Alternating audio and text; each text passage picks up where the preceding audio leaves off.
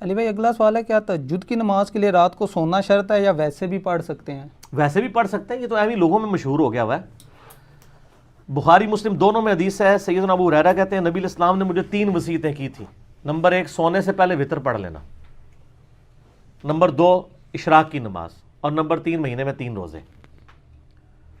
تو ویسے افضل یہ ہے کہ وتر آخری پیر پڑھے جائیں، چونکہ بخاری مسلم میں آتا ہے نبی علیہ السلام آخری پیر میں اٹھ کے وتر پڑھتے تھے۔ البتہ ترمذی میں آتا ہے کہ بعض اوقات آپ عشاء کے ساتھ پڑھ لیتے تھے، بعض اوقات آخری، یعنی دین میں آسانی ہے۔ وتر پہ میرا ڈیٹیل لیکچر ہے مسئلہ 130، اس میں میں نے اس ایشو کو ایڈریس کیا ہے۔ تہجد یا رات کی نماز کے لیے سونا کوئی شرط نہیں ہے۔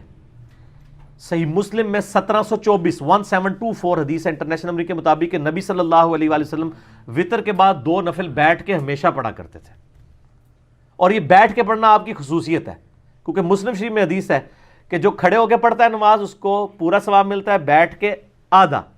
اور نبی علیہ السلام ایک دفعہ بیٹھ کے نفل پڑھ رہے تھے، مسلم شریف کے الفاظ ہیں، ایک صحابی آئے حضور کے ماتھے پہ ہاتھ رکھا، کہا یا رسول اللہ طبیعت ٹھیک ہے؟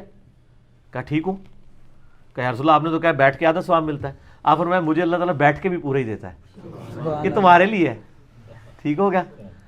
تو یہ مسلم شریف میں حدیث ہے، یہ ساری کٹھی حدیث ہیں 1724 آنورڈ آپ دیکھ لیں۔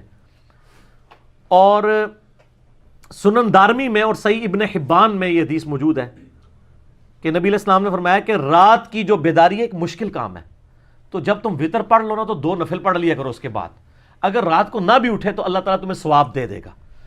تو میں اس میں تہجد یعنی یہ تہجد کا افضل ثواب، ویسے تو تہجد کی نماز، وتر کی نماز، تراویح یہ ایک ہی ہے، یعنی رات کے آخری پیر میں اٹھ کے پڑھنے والا ثواب مل جائے گا۔ اور مسند احمد میں یہ حدیث موجود ہے کہ نبی صلی اللہ علیہ وآلہ وسلم یہ جو 2 رکعتیں پڑھتے تھے نا، اس کی پہلی رکعت میں پڑھتے تھے اذا زلزلت الارض زلزالہا، جو وتروں کے بعد والے 2 نفل تھے، اور دوسری رکعت میں قل یا ایھا الکافرون۔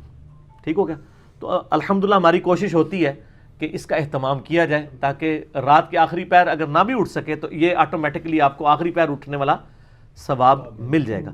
تو تہجد کے لیے سونا کوئی شرط نہیں ہے، علماء نے شرط بنا دی ہوئی ہے، حالانکہ نبی صلی اللہ علیہ وآلہ وسلم نے ایسی کوئی چیز مشروع نہیں فرمائی ہے۔ پھر اس کا انہوں نے طریقہ بھی بتایا ہوا ہے نا، وہ کہتے ہیں سونا شرط ہے، یہ فقہ حنفی میں باقاعدہ ہیلا لکھا ہوا ہے کہ آپ کوئی نہیں اٹھ سکتا تو یہ کرے کہ جب اس کو اگر سخت نیند آئی ہوئی ہے نا تو وہ وتر پڑھنے کے بعد نا تھوڑی دیر وہیں بیٹھے ہوئے نا ایسے ایک جھٹکا لے لے، تو اس کے بعد اٹھ کے نفل پڑھ لے، اس کو تہجد کا ثواب مل جائے گا۔ سر جھٹکا لیے بغیر بھی پڑھے تو ثواب ملے گا، بلکہ آپ علیہ السلام کی روٹین تھی۔ صحیح مسلم 1724 انٹرنیشنل نمبر کے مطابق، اس میں اور کئی تفاصیل ہیں، مسئلہ 130 ہے میرا نماز وتر کے اوپر 2 گھنٹے کا، وہ آپ دیکھ لیں۔